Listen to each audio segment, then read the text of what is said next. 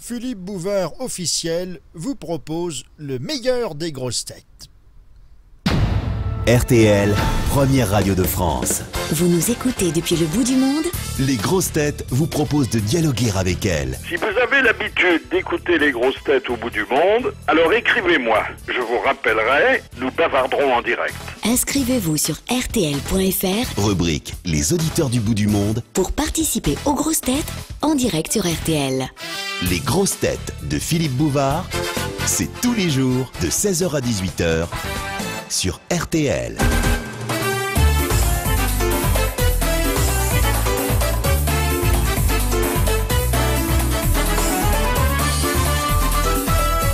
Les grosses têtes de l'été avec Philippe Bouvard Sur RTL. Bonjour.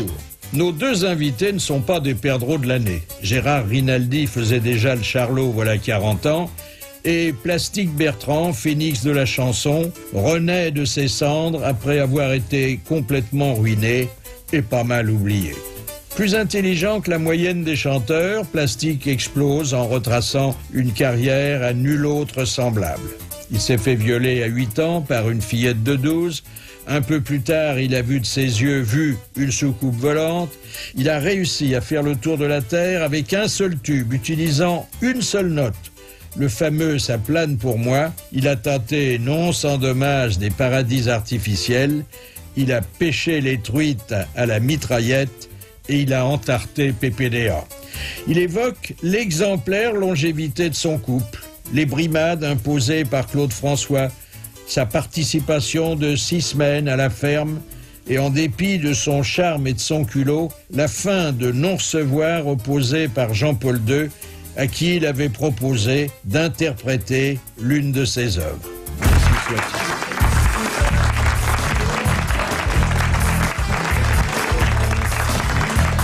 Asseyez-vous, Plastique Bertrand, et considérez-vous dès 7 minutes comme placé en garde à oui. Aïe! Est-ce que l'animation d'émissions de télé que vous avez pratiquées vous a aidé ensuite à mieux supporter les questions idiotes des animateurs? Je me suis beaucoup inspiré, hein, vraiment. Oui, Vous êtes d'ailleurs un maître pour moi. Non, je me suis beaucoup inspiré, mais c'était surtout pour faire de l'argent, parce que on sait très bien que l'argent, ça se trouve à la télé. C'est des planqués à la télé, donc il y a beaucoup d'argent, donc j'ai surtout fait ça pour ça. Pourquoi Plastique Bertrand et pas Dynamite Gustave? Plastique Bertrand, ça vient de tout le phénomène punk des années 70, quoi. C'était du plastique. D'ailleurs, je m'habillais en plastique. Mon nom vient de là, donc C'était le côté explosif, là. Complètement explosif. Oui. Et transparent. Je m'habillais en plastique transparent, d'ailleurs. Mais comme j'étais batteur, c'était pas très grave. Est-ce qu'on ne vous voit jamais au JT de 20h sur TF1 parce que vous avez entarté PPDA un jour? C'est-à-dire que je suis membre de l'Internationale pâtissière, bien sûr, avec mon ami Noël Godin. Et d'ailleurs, c'est le préfacier du livre. Absolument, Hein. il y a une préface très sympa. Et puis, on est très amis. Parfois, j'ai sorti de la merde parce qu'il a eu quelques soucis, notamment avec Chevènement, d'ailleurs. Ah oui, qui lui a fait un procès et il a été condamné. Et c'est le seul, il a été condamné. Oui. Et donc, on a organisé quelques fêtes. Ça n'a pas porté bonheur à Chevènement. Hein. Oui, Non, si, ouais. si. Bien fait pour lui. La tarte devait être forte parce que 8 jours dans le coma pour une tarte. C'était avant ou après? Non, je crois que c'était après. C'était quand même. après, ouais, c'était après. Pourquoi vous êtes-vous rajeuni de 4 années? Parce que le punk, encore une fois, j'étais batteur et chanteur d'un groupe punk, je trouvais qu'être rebelle et destroy à 22 ans, c'était un peu con, quoi. Donc j'avais dit à l'époque, j'avais 18 ans, parce à 18 ans, on est trash. Vous aviez un rebelle. peu honte? Ouais, d'être un peu dadé, quoi. À 22 ans, oui, révolution. Non, à 18 ans, c'est bien. À 22 ans, ça le fait moins, déjà. Xavier Caféine, votre compositeur, est-il parent de Jean-Louis Cocaïne? Non, j'en ai connu d'autres dans le style, mais je trouve que Plastique Bertrand et Xavier Caféine ensemble, c'est pas mal. C'est un beau duo, quoi. Bertrand, non? Le ministre? Est-ce qu'un trop grand succès ne déséquilibre pas une carrière? Mais complètement, là, ça m'a complètement dépassé, quoi. Et d'ailleurs, ce métier, à l'époque, c'était les années fin 70, début 80, c'était très bien organisé pour que les artistes qui avaient du succès à cette époque-là pètent les plombs. Donc comme ça, on peut bien les manipuler. Donc on leur donnait tout ce qu'il fallait, c'est-à-dire cocaïne et compagnie. Comme ça, les gens comme moi, on faisait le monde entier, on allait faire des télés, des concerts, mais on gagnait pratiquement pas d'argent parce que tout passait, évidemment, on nous le facturait, et largement après, quoi. Oui. Donc finalement, il restait que des souvenirs et pas beaucoup d'argent, quoi. Qu'est-ce qui vous pousse à croire aux extraterrestres? Bah parce que j'en ai vu comme je vous vois là. Parce que vous en êtes un, vous aussi. Hein. Oui. On s'est reconnu immédiatement, ça c'est sûr. Oui. Mais c'est vrai que j'avais une dizaine d'années, puis j'ai vu vraiment, comme je vous vois là, dans un endroit que je connaissais par cœur, avec plein de gens autour de moi, un espèce d'objet vraiment très très lumineux, qui a stagné comme ça pendant 10-15 minutes aussi dans un musée que je connaissais très très bien aussi, et puis qui s'est barré tout d'un coup en laissant 3 points rouges. Mais vrai de vrai, quoi. C'est pas. Là, c'était avant l'époque. C'était avant l'époque rockstar, donc j'étais vraiment très clean, quoi. Et à côté de vous, qu'est-ce qu'il y avait Bernadette Soubirous? Il y avait de la moquette. La moquette et. D'autres ont vu ces 3 points rouges? Absolument. Et d'ailleurs, on est allé voir des journalistes d'un grand quotidien à Bruxelles qui ont absolument jamais écrit. Et les flics nous ont jetés en disant vous êtes complètement fous. Et il y avait des gens de tous âges. Vraiment, c'était vraiment pleine d'hallucinations, quoi. C'est vraiment un truc vrai de chez vrai. Ça plane pour moi, ça constitue toujours une rente. Ouais, pas trop, parce que bon, quand j'ai signé mon premier contrat, je me suis fait bien niquer par un producteur, appelons ça plutôt un voyou qu'un producteur, comme la plupart des artistes qui ont 20 ans qui signent un premier contrat, donc on se fait bien avoir, quoi. Vous aurez été niqué toute votre vie, hein. Mais il faut croire que j'aime ça, quoi. J'aime ça, je crois, finalement. Bah, c'était quand même la grande époque où on disait aux artistes, tu vas pas savoir gérer, je vais m'en occuper, t'inquiète pas. Si t'as besoin de quelque chose, tu me demandes et tout, et puis derrière. C'est vraiment ça, et puis on a payé. Je m'occupe de toi, Coco, et on a vu où était la Coco. Le succès de Sa plane, pour moi, s'explique-t-il par la simplicité de la mélodie? Il n'y a qu'une note, hein? Ouais, la mélodie, c'est vraiment, c'est rien. Oui. Par contre, ce qui est génial de la chanson, c'est les paroles. C'est le son, et le son, parce que c'est une chanson qui est écrite en français, enfin plus ou moins en français, mais surtout qui est écrite comme une chanson avec un son anglais, quoi. Et c'est pour ça que c'était un tube international. Ah, écoutez, je me souvenais plus des paroles. Et pourtant, quand on les a lues une fois, on ne devrait plus les oublier. Non. Wamba, mon chasse-plage, gîte sur mon lit, a bouffé sa langue en buvant trop mon whisky. Quant à moi, peu dormi, vidé, brimé. J'ai dû dormir dans la gouttière où j'ai eu un flash. En 4 couleurs. Ah, il y a du texte. Allez hop, t'occupe, t'inquiète, touche pas ma planète. It's not today que le ciel me tombera sur la tête et que l'alcool me manquera. Ça plane pour moi. Ah, il y a du texte, il y a du texte. Mais ça veut dire quelque chose? Bah alors, si, il y a une histoire, donc c'est un mec qui rentre complètement fracassé chez lui un soir, et puis il y a une fille qui débarque, et finalement ça se passe pas très très bien. En fait, c'est une histoire, vraiment c'est une rencontre. C'est qui le texte d'ailleurs? Et le texte, c'est un magnifique auteur qui s'appelle Lacombe-Blaise, Pipou, qui continue à écrire, et qui a vraiment un talent incroyable, quoi. Il a écrit pour Lio, bien écrit, hein.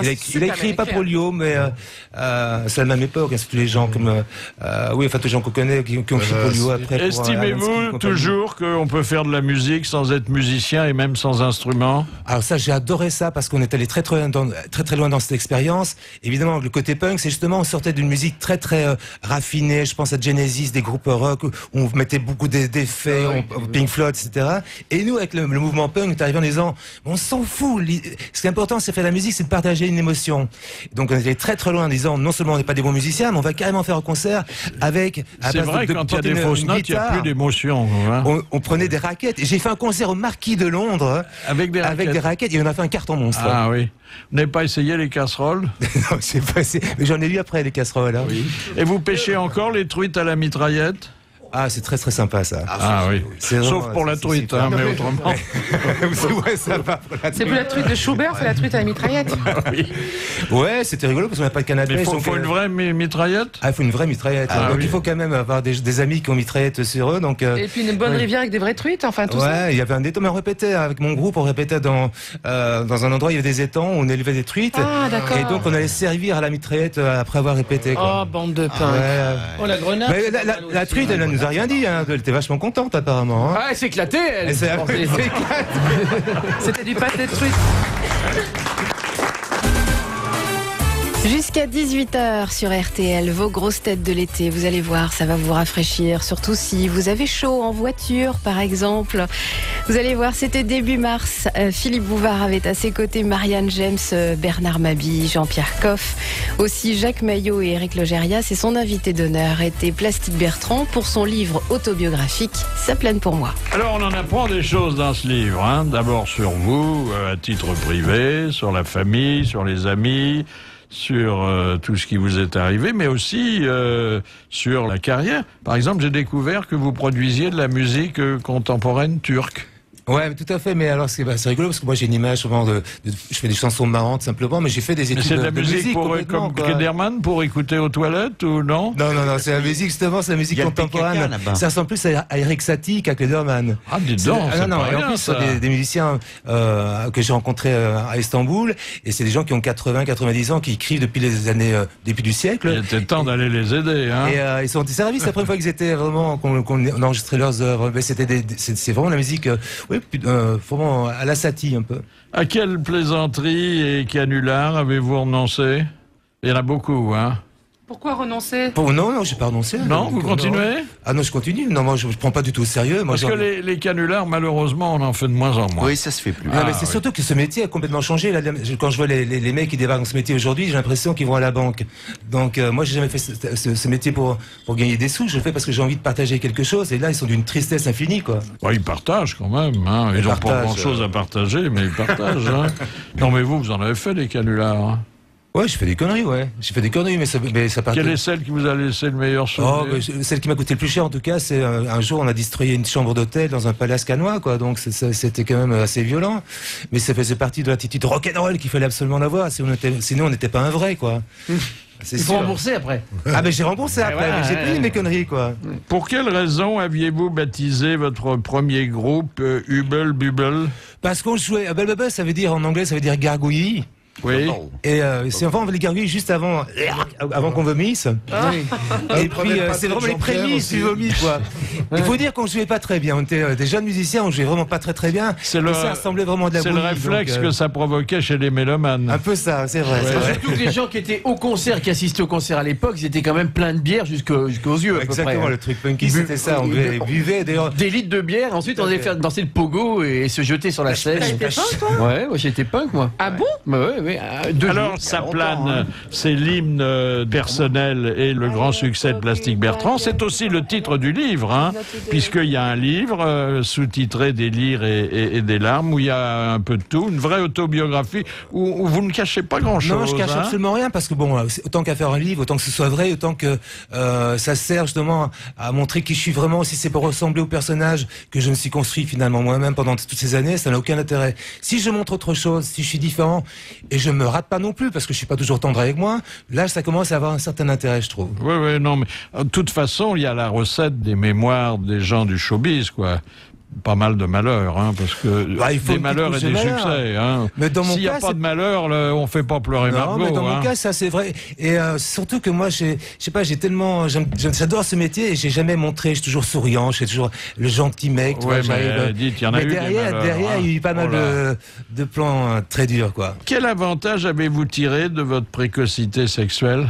À quel âge avez-vous commencé? Alors c'est un peu forcé d'ailleurs, parce qu'on m'est tombé dessus, c'est le cas de le dire. J'avais 8 ans. Oui. Et vous appelez ça précoce, vous? Ouais, c'est vrai, c'est finalement... C'est banal, ça, 8 ans.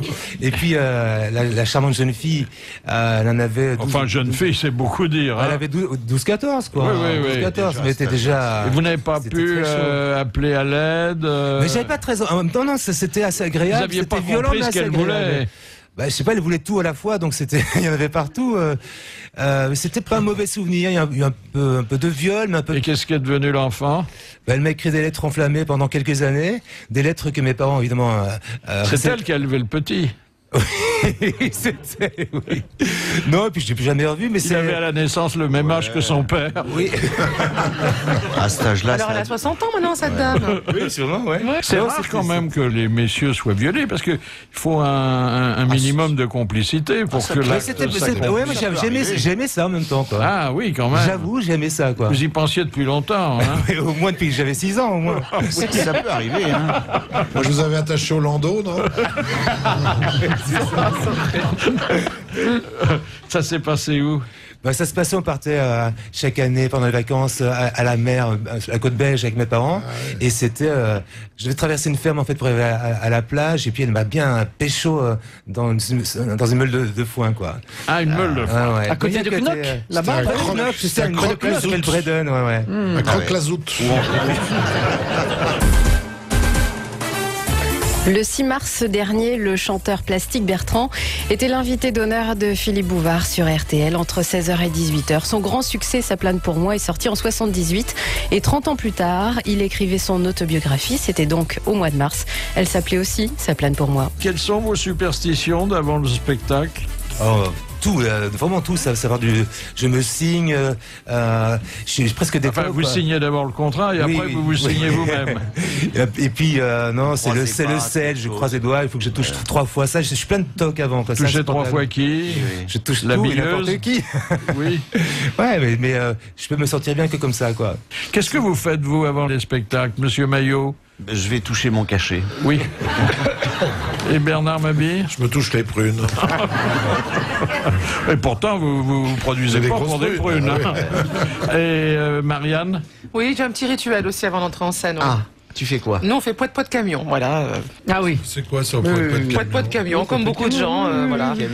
Et puis une sorte de salam-alek qui fait toi, break a leg, merde. touche les prunes les uns les autres. Toi, poète, voilà, c'est tout. Toi, oui, comme à l'opéra, break a leg comme les Anglais, et merde comme on dit en France. Donc c'est un mélange de tout ça, plus les gestes, ça fait une sorte d'embrouillamie un peu chaleureux et viril et amical, qui fait que juste avant d'entrer en scène, il y a un pic de trac quand même avant d'y aller et qui est absorbé comme jeté, comme on jette un sort dans les coulisses pour arriver un peu plus léger en scène. Et vous, Eric? Moi, c'est terrible parce que je suis très superstitieux. Alors, déjà, il y avait les superstitions du théâtre. J'ai chopé depuis quelque temps les superstitions de l'opéra.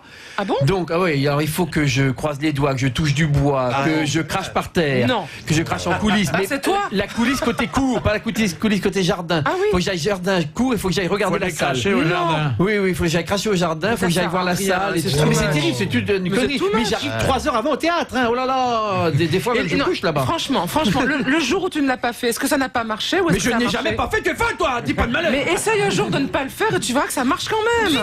Non, c'est hors de question. Non, pas de risque. Ça sécurise un peu. Ah oui, un maximum. Vous, Monsieur Coff, quand vous descendiez l'escalier de l'Alcazar. Un verre de blanc et je touche le brigadier.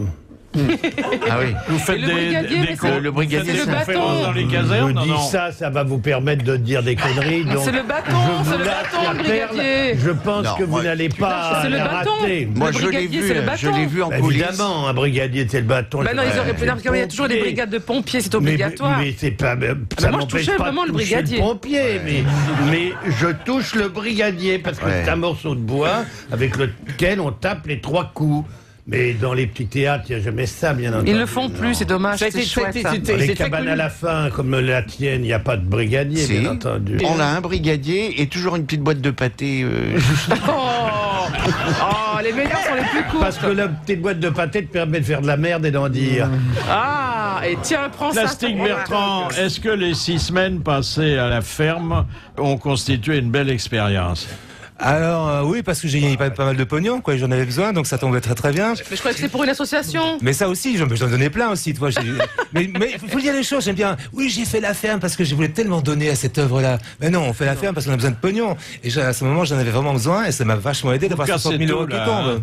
Toi, tu étais dans quelle promo tu étais, toi? La deuxième, alors. Il y avait qui avec 60 000 euros, 10 000 euros par semaine. Ouais. Pas mal, oui. Est-il exact qu'un soir de panne d'électricité, vous ayez essayé de traire Régine? On parlait des bons mauvais souvenirs, je pense que ça fait partie des mauvais souvenirs de la ferme. Pourquoi? Qu'est-ce que tu étais avec Régine? Ouais, j'étais là. Elle est vraiment sergent-chef, elle t'a un peu. Elle gérait la ferme. Oui. Non, mais ce qui était hallucinant, c'est que bon, là, on sait que c'est un jeu télévisé, on est là pour faire de l'audience simplement. Et là, je vis des mecs, mais plongés comme des fous en disant, ils voulaient vraiment être le meilleur fermier. Alors ça c'est hallucinant. Tout d'un coup les mecs ils se découvrent une dame vraiment proche de la nature. Toi t'es punk, toi. Alors moi j'ai parvenu à ces 6 semaines sans avoir touché le pied de la vache quand même.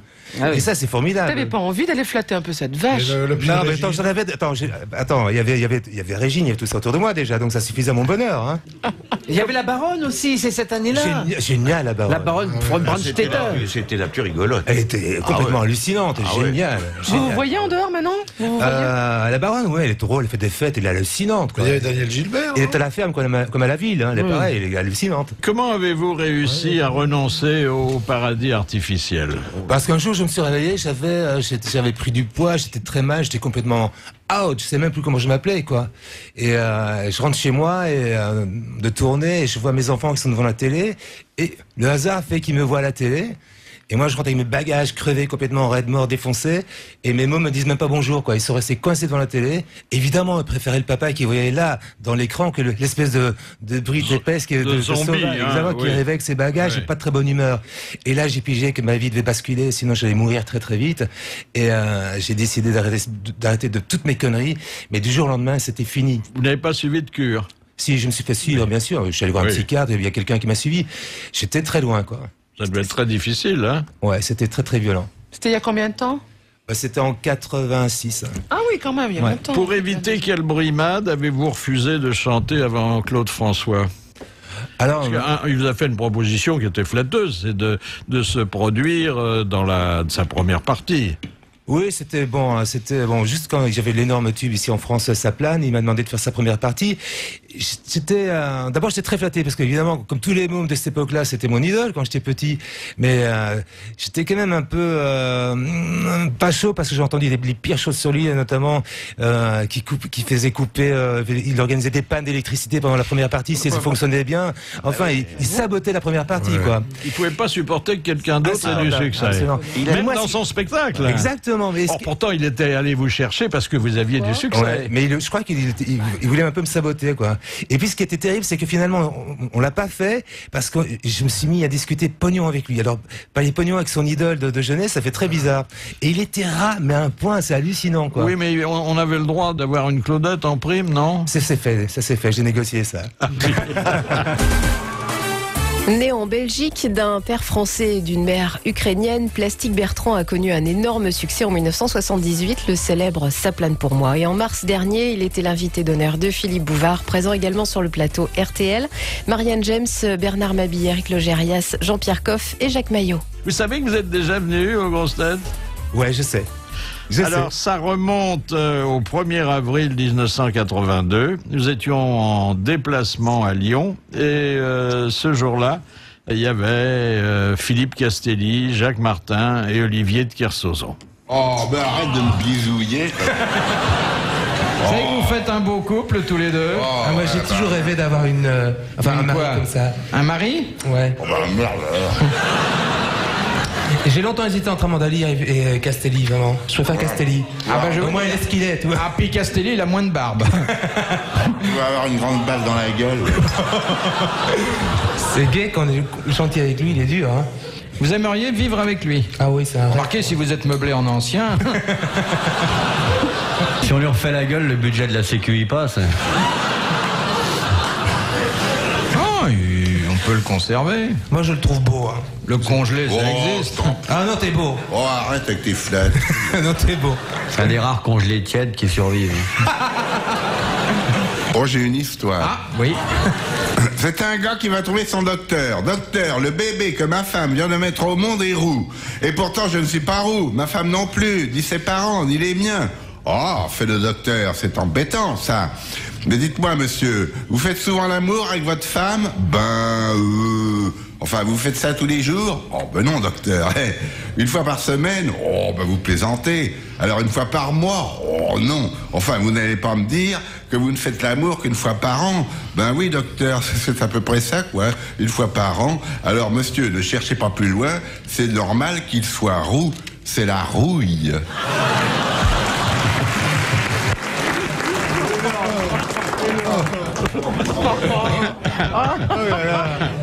C'est en quelle année, ça? 82. Waouh. Mais vous pouvez pas vous en souvenir, c'était avant que vous arrêtiez. Et donc j'étais très mal, je le trouvais beau, donc j'étais déjà très mal. Très chargé. Est-ce que vous regrettez de ne pas avoir convaincu Jean-Paul II de chanter l'une de vos œuvres? Ah ouais, je regrette vraiment, parce que ça fait vraiment deux C'était une idée un peu bizarre quand même au départ, hein? C'est une idée de Delanoë, quelque part. C'est en fait, un jour, j'écris une chanson et je rencontre Delanoë, que je rencontre parce qu'il écrit un bouquin où il me dit, enfin, dans ce bouquin, il dit, je suis l'antéchrist de la chanson française. Il écrit, Plastique Bertrand est l'antéchrist de la chanson française. Je prends mon téléphone, je l'appelle, c'est quoi cette histoire, je vous connais pas. Et finalement, on a un très bon contact et on décide de faire quelques chansons ensemble. Première chanson était prévue pour Peter Ustinov, qui peut pas enregistrer la chanson. Et la chanson est pas mal, on la trouve pas mal. Et Pierre me fait, il y a qu'un mec qui peut la chanter, c'est Jean-Paul, quoi. Donc on est allé voir le pape et on est allé très trop loin parce on était reçu en audience. J'ai fait des Radio Vatican, j'ai été reçu plusieurs fois et ça a failli vraiment se faire. Mais vous lui avez montré le texte au pape? Absolument. Il a essayé de chanter, et non? il a essayé, mais c'est passé par ce secrétariat et ça vraiment à deux doigts. C'était. Ça parlait de quoi cette chanson? C'était un texte de Delanoë qui parlait de Sodome et Gomorrhe, etc. C'était c'était violent. Quoi. Et finalement j'en ai besoin de personne avec ma Parkinson.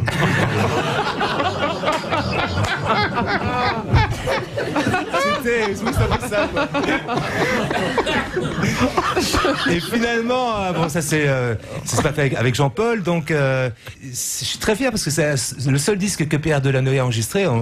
Il y a un disque qui existe, donc une chanson de Plastique Bertrand chantée par Pierre Delanoë.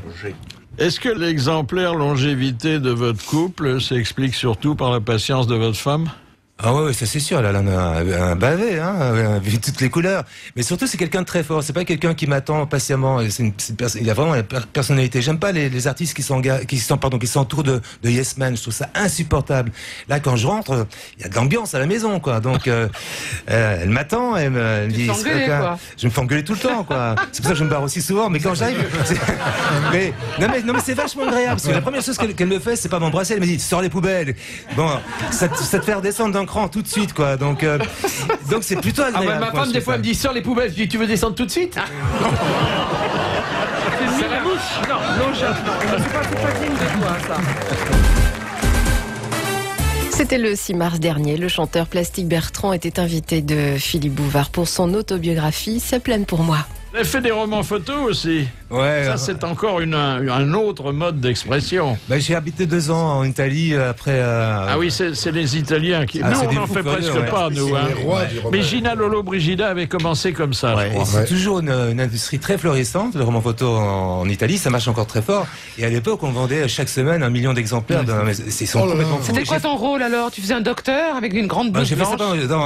J'en tournais 3 ou 4 à la fois, donc j'ai jamais su vraiment à quoi ça servait. Dans quelle histoire j'apparaissais, parce que t'en tournais plusieurs fois pour plusieurs magazines du même groupe, donc on faisait la même matinée, plusieurs histoires, donc on changeait simplement de costume, et puis t'ajoutais les bulles au-dessus de toi, tu sais même pas ce que tu dis, et tu te changeais. On vous demande de prendre certaines expressions, de faire certains gestes. Être amoureux, être fâché, mais on sait pas dans quelle histoire.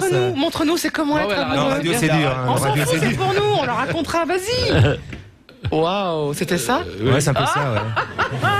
Et là, ce qui est incroyable, c'est que c'est vraiment avec des metteurs en scène hallucinants. C'est du Fellini, quoi. Il y a beaucoup d'argent, donc ils ont 6 assistants. Ils ont des petits éventails. Vraiment, ils sont hallucinants. Ils se prennent pour des grands. C'est des grandes stars. Mais évidemment, quand on vend millions chaque semaine, ils sont payés comme des stars.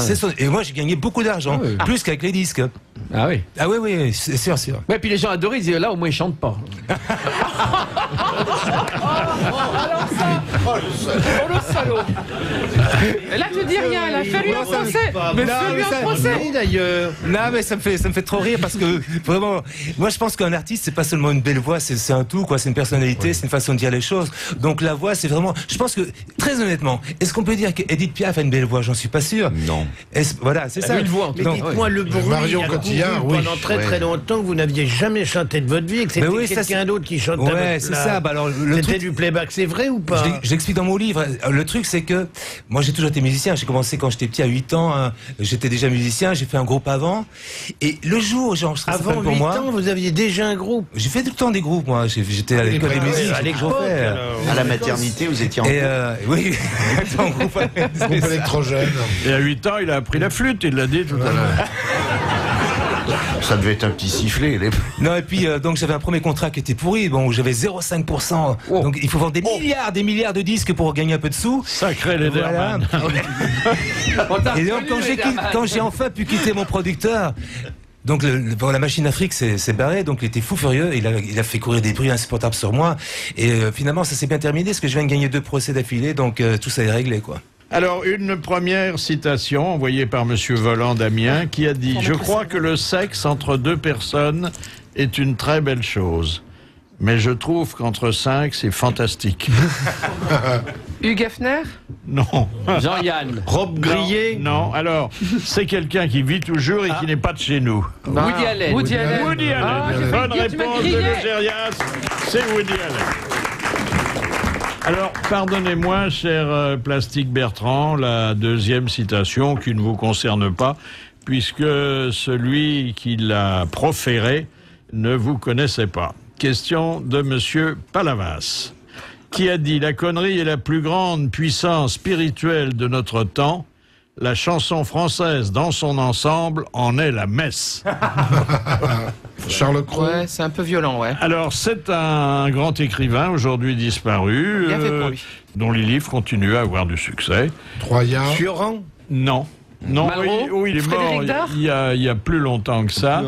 Et il est mort de sa propre volonté. Monterland. Léoto. Non. Non, Léoto, c'est pas Romain suicidé. Gary. Romain Gary. C'est Bonne réponse de Jacques Maillot. Romain Gary.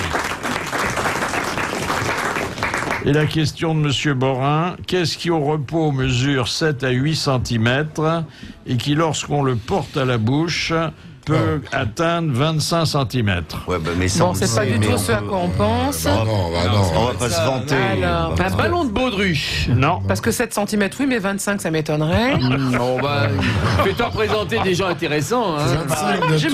Je m'appelle Alfred C'est pas Mamadou. une langue de 25 belle-mère. de tour. C'est une langue de belle-mère. Un serpentin. Bon, mais une fait langue une de langue de belle-mère, belle-mère. c'est plus évocateur. Vas-y. Bonne réponse de Jacques Maillot. Je voudrais vous faire écouter maintenant une histoire belge. Alors vous me direz, bon, vous devez en avoir beaucoup et chercher autre chose. Eh bien, ça va être autre chose puisque c'est raconté par un ami belge qui a longtemps siégé parmi les grosses têtes, Jean-Charles de Keyser, mais il raconte une histoire belge qui sert à se moquer des Français. Vous savez qu'il y a des crocodiles aux eaux d'Anvers. Il y a des ours blancs. Et vous devez savoir que le zoo d'Anvers ferme à 6 heures.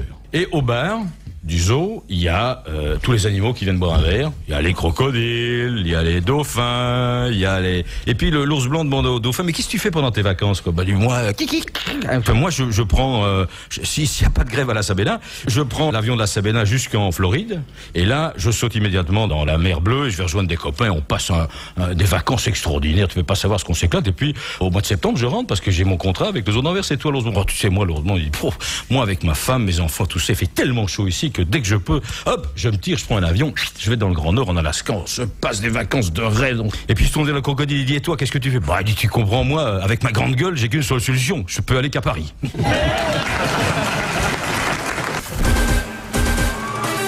Si vous habitez l'étranger, vous écoutez RTL.fr, les grosses têtes par exemple.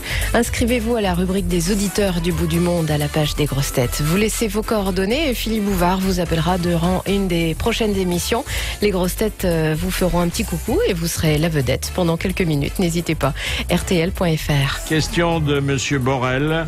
Dans les années 1920, qui appelait-on des sans-filistes? Des funambules sans fil? Non. Des gens qui faisaient de la TSF, comment... Peut-être, oui. Exactement. Les premiers de la radio. C'était les premiers auditeurs de la TSF, de la radio. Bonne réponse de Jean-Pierre Coff. C'est les trucs. C'est les postes à galène, alors. Postes à galène. Oui, les sans-filistes. Question de Madame Levasseur. Qui doit avoir le bout de la queue blanc pour être déclaré de pure race? Moi. Un chien. Un Jack Oui. Russell. Non. Non. Le dalmatien. Le dalmatien. Labrador. Non, un chien qui Le est caniche. qui est à la fois Le fox terrier. gros et très courageux. Et Saint-Bernard. Le Saint-Bernard. Le Saint-Bernard. Saint-Bernard. Saint-Bernard. Bonne réponse collective. Non, ça c'est mon chien. Ça, c'est ton chien. Il fait comme ça? Mais c'est quoi comme chien? C'est un bassétain. Les bassets, ils font. Bassétain. Les oreilles qui s'allongent. Effectivement, ça fait peur. Ça va pas, Jean-Pierre, qu'on appelle le SAMU? Mais non, on est en train de faire mon chien. On voit bien qu'on est en train de te parler au chien, c'est un truc que tu peux pas comprendre. Et les oreilles. On parle chien, on parle basséhound. Ah, d'accord. Tout à l'heure, il était en train de parler de je sais pas quoi, tu parlais d'un autre chien, Oui. toi. Mais moi, je sais pas faire, je sais faire que mon chien. Est-ce qu'il pète ton chien? Écoute, il vit dehors, alors faut que vraiment que je sois le nez dessus, si je puis dire. Ce qui veut dire que je dois être à quatre pattes parce qu'il est pas Il grand. dort dehors carrément. Ah, mais c'est des chiens pour être en extérieur. Qu'est-ce que c'est que c'est pas un chien de manchon, je vais pas le... Bah oui. Il est dehors. Ah oui, c'est Faut toujours ça choisir, comme on met des manchon, routiers ou on met des chiens, il n'y a pas de la place. C'est pas une grande maison. Si, c'est une grande maison, puisqu'on peut mettre plusieurs routiers. Vous avez failli devenir chanteur pour enfants? Ah ouais, c'est une expérience terrible. Je voulais absolument pas, mais je devais encore un album à mon producteur et il voulait me transformer en Chantal Goya. C'était pas du tout mon truc. Alors j'avais pas du tout envie de ça du tout. J'ai fait un album complètement pourri où je chante des conneries. C'est un autre répertoire, hein? Oui, c'est autre chose. Bon, c'était vraiment très très loin de moi, quoi. Vous avez essayé vraiment? Ouais, c'était très mauvais, quoi, vraiment. Mais il pensait encore faire plus d'argent avec moi en tant que comme Chantal Goya mec qu'en Plastique Bertrand. Donc, mais ça a raté complètement parce que j'ai saboté le truc. Vraiment, c'était pas du tout ce que j'ai envie de faire. Qui avait l'air intéressé, votre producteur. Oui, un peu intéressé quand même, ouais, un peu intéressé. Dans le livre de Plastique Bertrand, on découvre que, bon, il y a des fans, ça on le sait, mais que d'être fan, ça peut rapporter de l'argent. Ouais, j'ai une histoire hallucinante, ouais, absolument. J'avais une carrière pas mal au Québec. Et à Montréal, j'y allais très très souvent faire des concerts, des télés. Et j'avais une fan, mais toute mignonne, elle avait 12-14 ans. Elle venait avec sa maman. Mais chaque fois, elle m'attendait à l'aéroport, elle me offrait des fleurs. Elle était vraiment très très proche. Jamais elle a loupé un de mes voyages là-bas. Et puis je l'ai revue peut-être 20 ans après. Elle était devenue avocate, une des plus grandes avocates à Montréal. Et elle est venue évidemment me chercher à l'aéroport. Et elle m'avouait qu'en fait, elle a réussi vraiment ses études, alors qu'elle n'avait pas d'argent du tout. Elle est devenue une brillante avocate parce que un jour, je lui ai donné une mèche de cheveux. Et c'était donc dans les années 80. Et pour avoir des sous pour payer ses études, cheveux par cheveux, elle les a vendus. Et elle a pu se payer ses études comme ça, quoi. Ah oui, il y en a qui ont pas repoussé. Elle n'a pas tout pris. Mais c'est fabuleux comme histoire. Les grosses têtes de l'été jusqu'à 18h sur RTL. Et tout à l'heure, après les infos, l'invité de Philippe Bouvard sera Gérard Rinaldi des Charlots. Mais pour l'instant, nous restons encore un petit peu dans cette émission du 6 mars dernier avec Plastique Bertrand, l'invité d'honneur. Dites donc, le fisc vous a pas épargné, hein?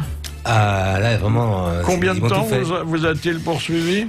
Alors j'ai eu un procès avec le fisc pendant plus de 10 ans, quoi. Ouais. Donc je connais très bien les huissiers qui venaient chez moi régulièrement, on prenait le thé ensemble, on était très potes, vraiment. Il y avait plus rien à la maison. On s'attache, hein, au bout d'un moment. Finalement, ils sont très sympas. Et puis le fisc belge. Ouais, ils sont violents, hein, ils sont vraiment. Ah bon? Ouais. Et donc finalement, j'étais très pote avec les huissiers, donc c'est des amis de la famille maintenant. Ils auraient pu être les parrains de mes enfants, mais ça s'arrangeait. Ce qui est hallucinant, c'est que ça m'a vraiment cassé ma vie pendant 10 ans et que j'ai gagné au bout du compte. Mais on gagne jamais. Même si on gagne dans le procès, on a perdu 10 ans on perd 10 ans de sa vie à de galères, de prise de tête. Vous avez gagné, c'est-à-dire ils vous ont versé de l'argent au lieu de vous en prendre? Non, ils ont pas été Non, j'ai dû en payer beaucoup moins, mais surtout avec mes avocats pendant 10 ans et puis ce que j'ai vu comment faire. C'est-à-dire pas oser aller à sa boîte aux lettres pour prendre le courrier parce qu'on se dit, ça y est, qu'est-ce qui va me tomber dessus encore? Ça a été l'enfer, vraiment l'enfer. J'ai failli me casser d'ailleurs, en France. Non, mais très très loin en Amérique du Sud. Mais finalement, je me dis, mais pourquoi moi je partirais alors que je suis certain d'avoir raison.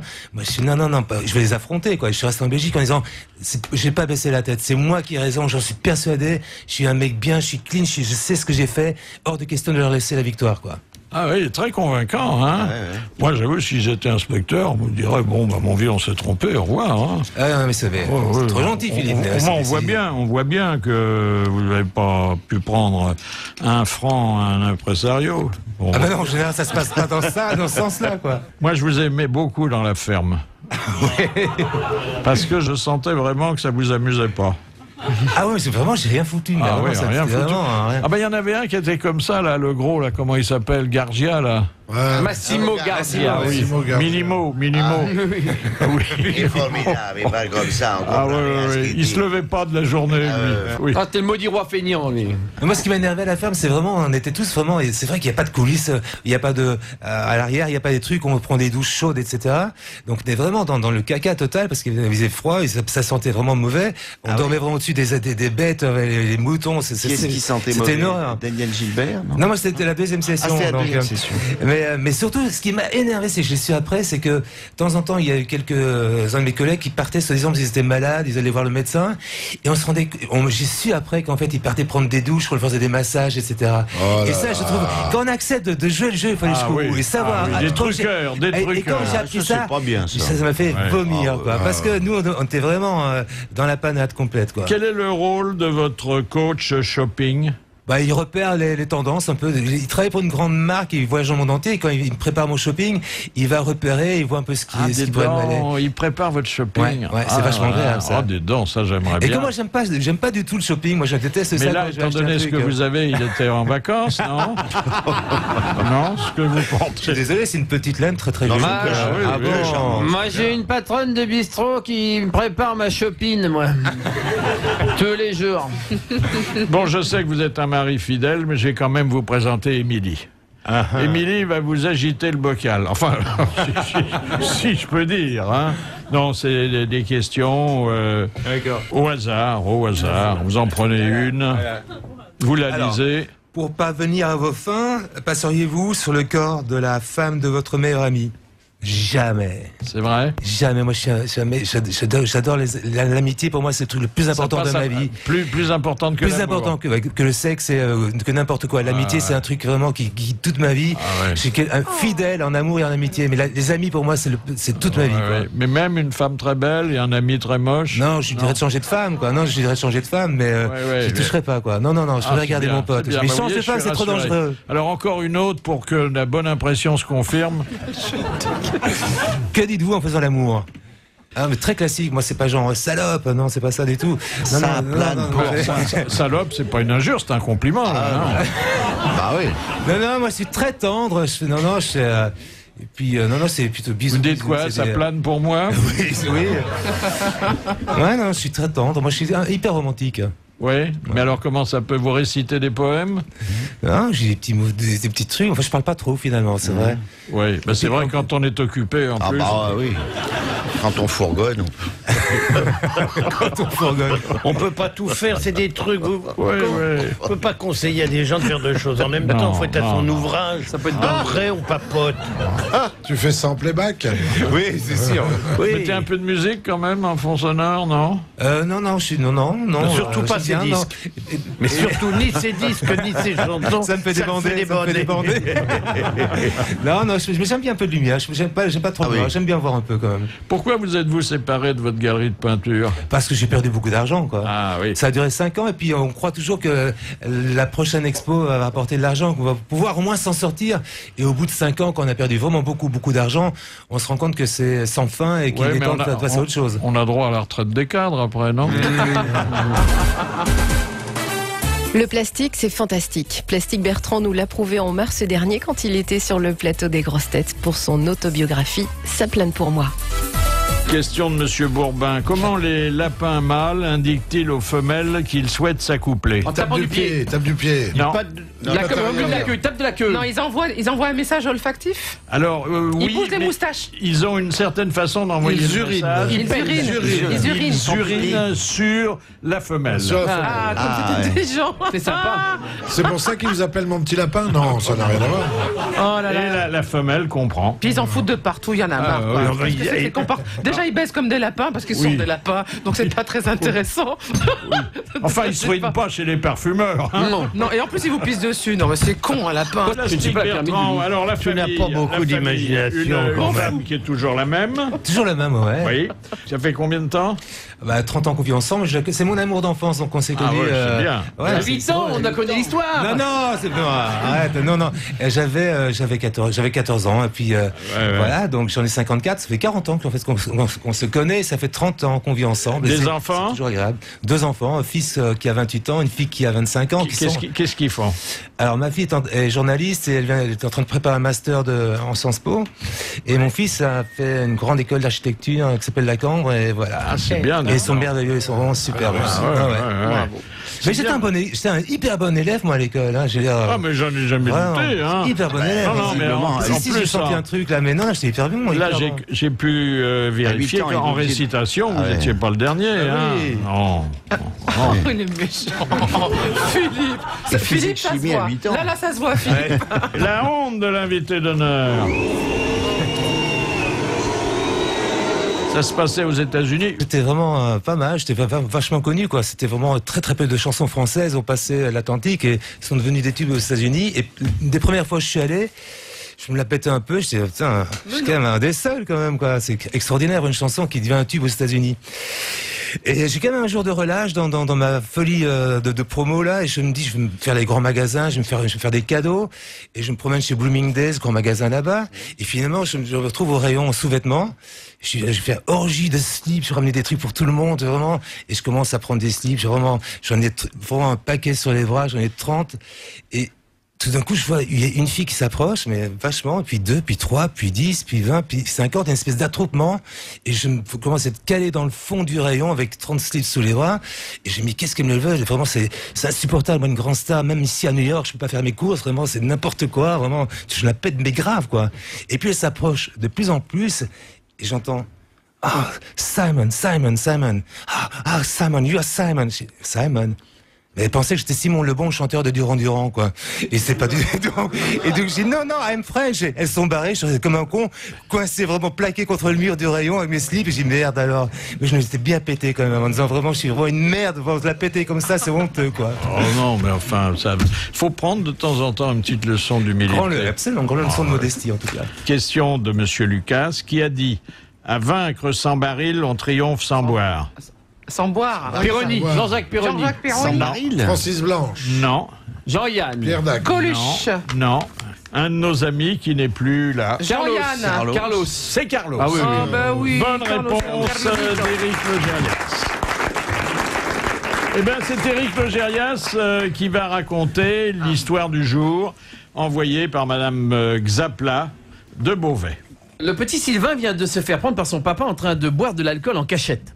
Alors le papa a décidé de lui faire une bonne leçon de morale, il entraîne Sylvain dans le jardin. Il amène un verre de whisky et un verre d'eau. Il prend un verre de terre et le laisse tomber dans l'alcool. Puis il prend un autre verre et le laisse tomber dans l'eau. Le lombric dans l'eau reste vivant alors que celui qui est dans le whisky se tord sur lui-même quelques instants et meurt. À la fin de l'expérience, le papa se tourne vers Sylvain et lui demande alors « Quelle leçon tires-tu de ce que je viens de te montrer ?» Et Sylvain lui répond fort justement ça montre que quand on boit de l'alcool, on risque pas d'avoir des verres. Elle vient de loin, hein, de plus loin que Beauvais. Hein.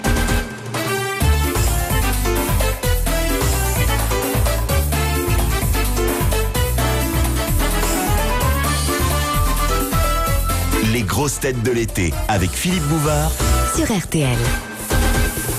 Gérard Rinaldi, retraité d'un célèbre quatuor comique, mène aujourd'hui une carrière en solo de comédien et de chanteur. Il se souvient, et nous avec lui, de Merci Patron, des 14 films tournés par les Charlots, du triomphe incroyable rencontré en Asie, et de chefs-d'œuvre aussi mémorables que Sois érotique, Paulette, la reine des paupiettes, ou la recette du chou farci. Avec en prime une petite révélation. Par une singulière coïncidence, les épouses des 4 complices se prénommaient toutes Ginette.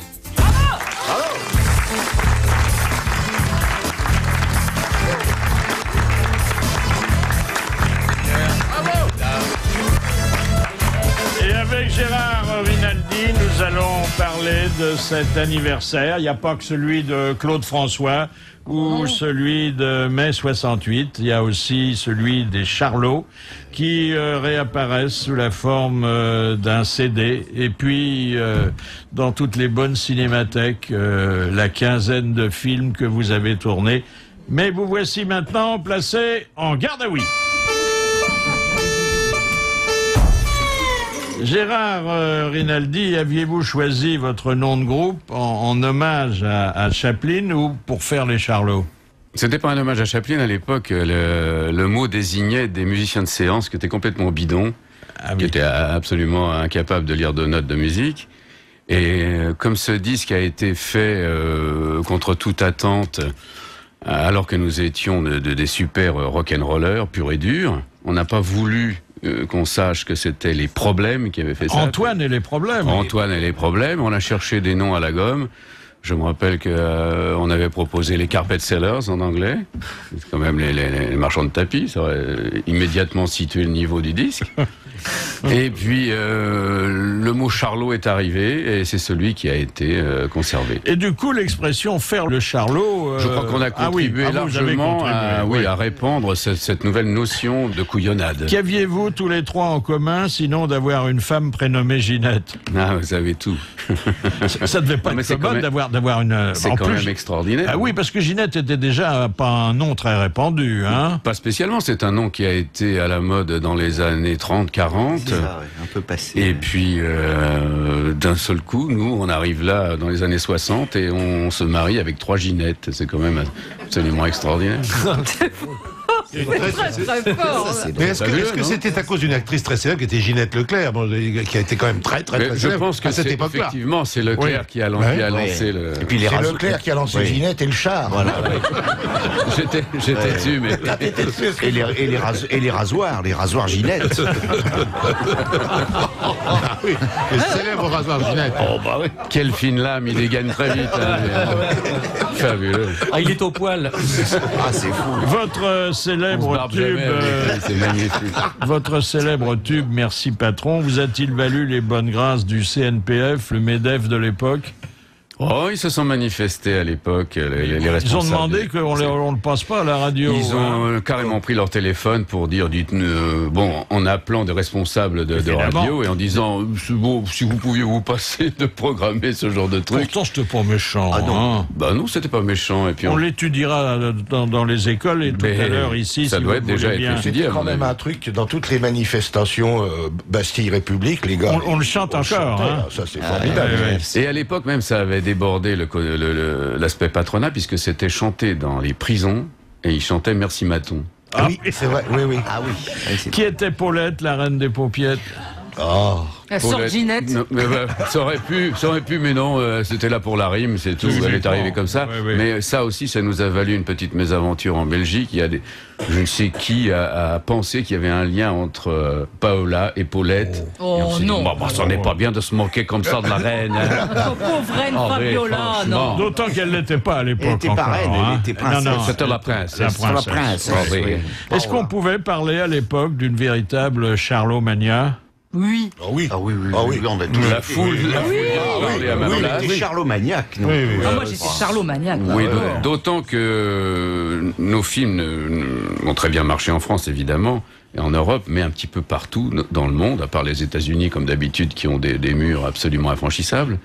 On a été en Asie, jusqu'au fond de l'Asie. Oui.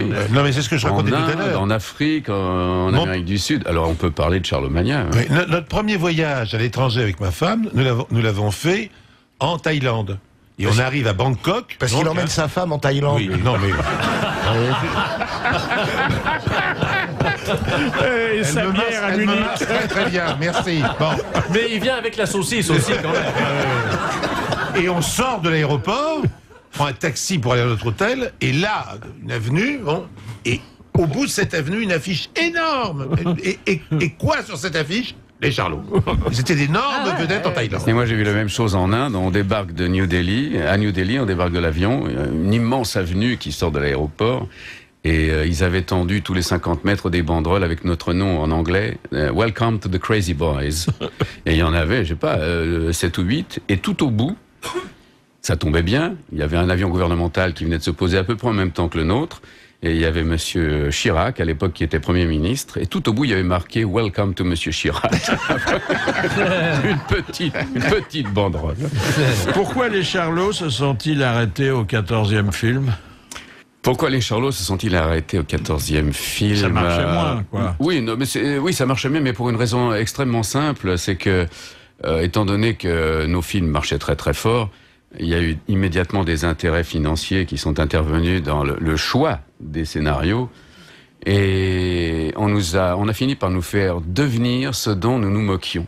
Et là, c'était fini, le soufflet est retombé de lui-même, ça marchait plus. Voilà, on va pas vous reconduire en prison, on va entendre seulement la porte, mais vous allez rester parmi nous, vous le méritez bien.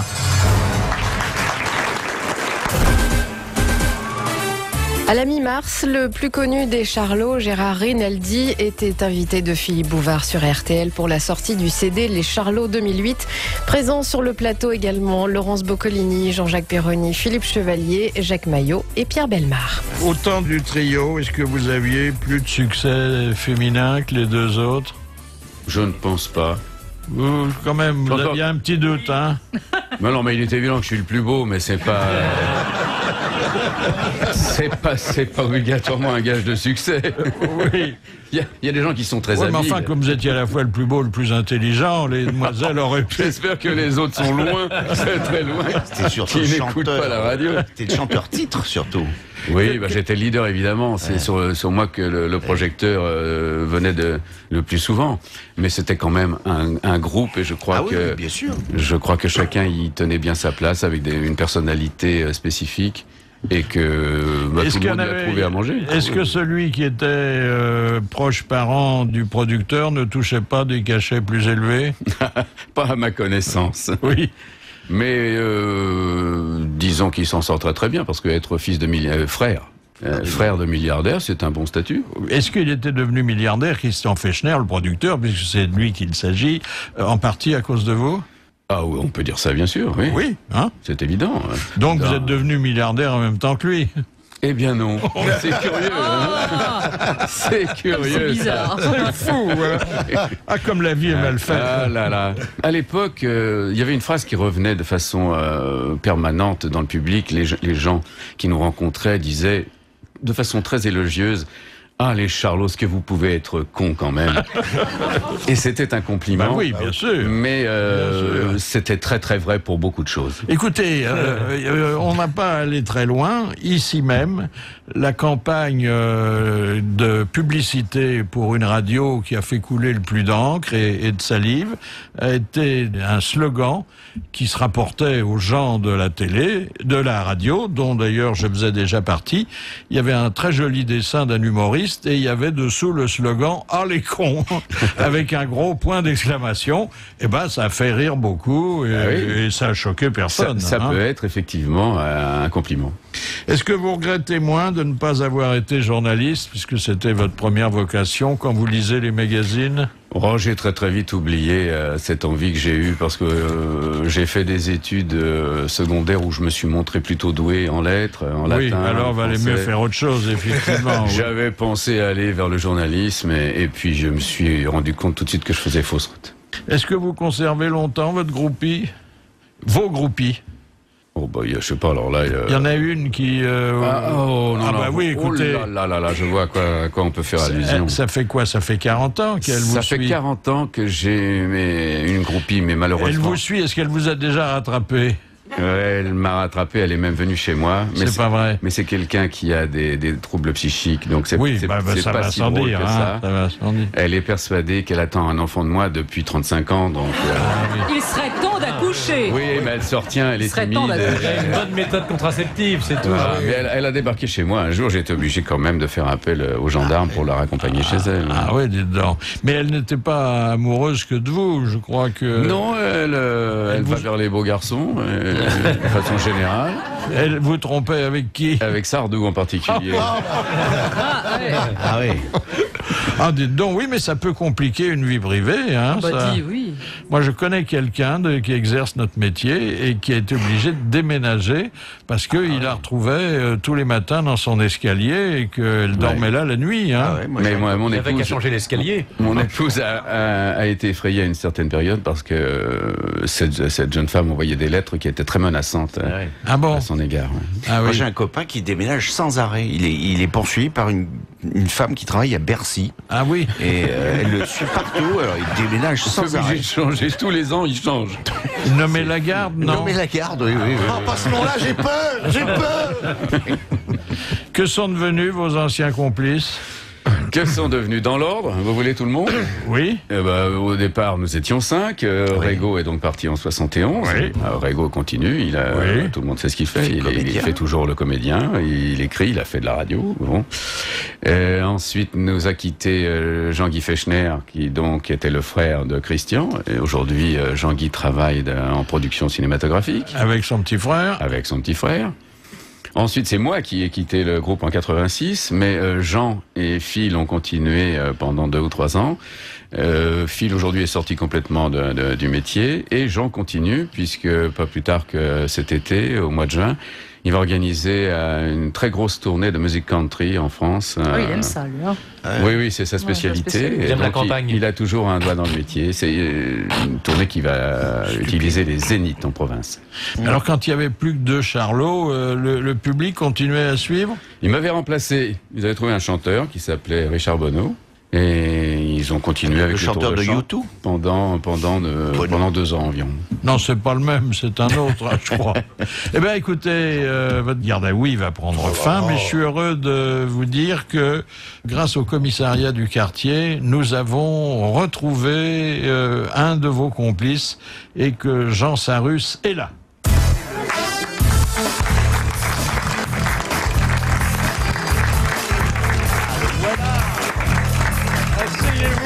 Asseyez-vous, Jean Sarus. Il a été notre invité d'honneur il y a quelques mois et je vous ferai d'ailleurs entendre quelques morceaux choisis recueillis à cette occasion, mais il a été surtout le responsable du 15e film des Charlots, peut-être le film de trop, hein. Responsable est le mot. Ah, je me suis bien amusé à le tourner, mais les gens, ils s'amusaient pas en le regardant. J'étais avec Louis Rego, avec Phil et avec Django Edwards également, voilà. Et Montagnier. On a tourné au Portugal, ça fait... Toujours sous la houlette de Fechner? Non, là c'était Christian Ardant. Ah oui. Le fils de notre premier producteur, celui des Bidas en folie, mais on n'a pas fait le même score. Fils de Michel Ardant. Oui. Ça n'a pas marché et bizarrement, c'est celui qui m'a le plus rapporté de... Voilà. Ah bon? Oui. Ah bah quelquefois, hein... J'étais auteur-réalisateur et puis enfin, je me suis retrouvé propriétaire du négatif. Et où est-il aujourd'hui, à la Cinémathèque? Bien sûr, j'en doute pas, oui, bien sûr. Alors, je vais vous faire entendre ce que vous aviez raconté il y a déjà un bon moment, mais c'était ici, donc nous en sommes propriétaires. Et c'était le souvenir d'un tournage absolument cauchemardesque. On m'a fait tourner avec un lion, je sais, oui. Quand le contrat du film, quand le scénario et le contrat arrivent, le contrat dans une main, le scénar dans l'autre, on a plus tendance à regarder le contrat à rubrique cachet, hein, que le scénar. Et dans le scénar, je feuillette et je vois à un moment, je suis avec un lion, je suis livreur, je vais porter dans un immeuble, je livre une femme qui a un lion chez elle. J'ouvre la porte, le lion sort. Bref, ça c'est un gag à Claude Zidi, 3 secondes de tournage. Mais sur le tournage, il y était le lion. Un vrai lion. Et le décor était sur des madriers.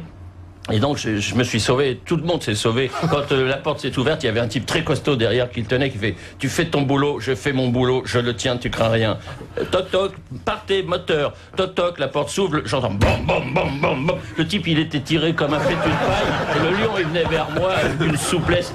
Je suis parti en courant dans le décor, mais le décor était sur des madriers à 1 mètre du sol. Je suis parti à 4 pattes entre les madriers. Et lui, le lion à 4 pattes, il était à l'aise. Pas moi. Et je sentais sa gueule sur mon cul comme un séchoir. Et j'avançais à toute vitesse avec le lion au cul comme ça. Tout le monde était accroché au décor dans les cintres, là comme ici, les lumières. Et j'ai dit, vas-y, Jeannot, vas-y, oh là là. Et vous n'étiez pas loin, vous? Mais j'étais à côté, je témoigne, c'est vrai. Jean a fui devant le lion. À côté, derrière le mur. Mais enfin, un peu plus loin du séchoir. Oui, exactement. Vous remarquerez au passage les talents de conteur de Jean. Ah bah oui. Hein, c'est pas mal. Je constate quand même que mes malheurs vous font rire, merci. Il était aussi le Marc de Marc et Sophie. Vous vous souvenez, la série à la télé, c'est Gérard Rinaldi des Charlots. Le 14 mars dernier, il était l'invité d'honneur des grosses têtes et de Philippe Bouvard sur RTL. T'as les 60s, alors ça, c'est le marché de la nostalgie. Hein.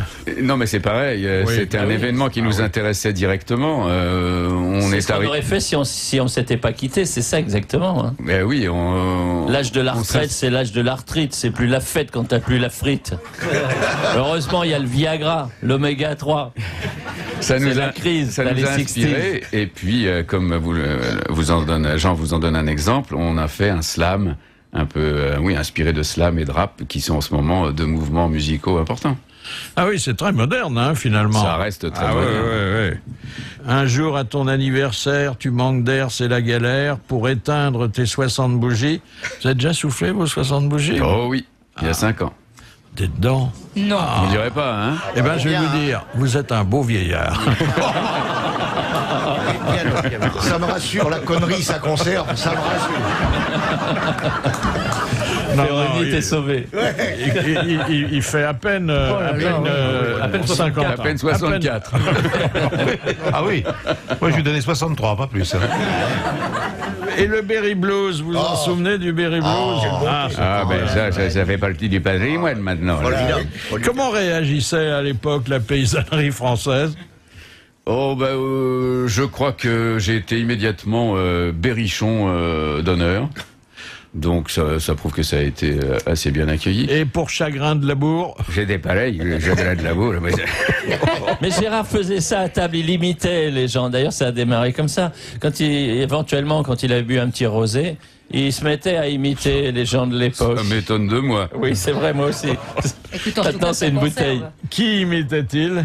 À l'époque, c'était surtout Pierre Freinet. Ah oui, Pierre Freinet. Oui. Ah, il le fait c'était très bien. Sacha Guitry, les voix typées de l'époque. Qui encore? Freinet. Eddie Constantine. Vous vous souvenez de Freinet? Je ne m'en souviens pas du tout. C'est effrayant. Chaque fois on me demande de faire sa voix, je ne sais plus la faire. Voilà, c'est terminé. Eddie Constantine. Et Sacha Guitry? Non, ça, c'est une autre histoire. Mais ça, celui-là, je l'ai toujours aimé. J'aimerais beaucoup jouer. On disait tout à l'heure que je n'ai pas joué en alexandrin, mais j'aimerais bien jouer du Guitry. Il y avait Michel Simon. Qui était dans les voix typées de l'époque aussi, c'est vrai. Alors ça, mais ça, c'est une chose bien différente. Il y a une réplique de lui que j'adore, c'est dans Drôle de drame. Il y a Arletty qui lui dit donne donc ta chaise à madame. Et lui, il répond je peux pas, je suis assis dessus.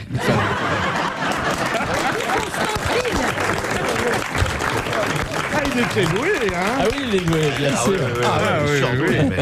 Eddie Constantine. Mais alors ça, c'est autre chose. Ce type-là, d'abord, ça l'est mis caution pour tous les gens, je remets un petit peu en situation. Et moi, je l'adorais parce que quand il parle, il commence, c'est bon. Et jamais il a... Mais voilà, quoi, bon. C'est vrai, ça se tourne. Tout de suite, Retour de Philippe Bouvard et les grosses têtes de l'été. sur RTL. Votre description de l'Espagne, elle n'est pas un peu réductrice, non? À travers les pompiers. la chanson? Au pays des pesetas. Ah, au pays des pesetas. Il y a des mots espagnols, il y a du rythme, hein, on entend les castagnettes qui sont pas loin.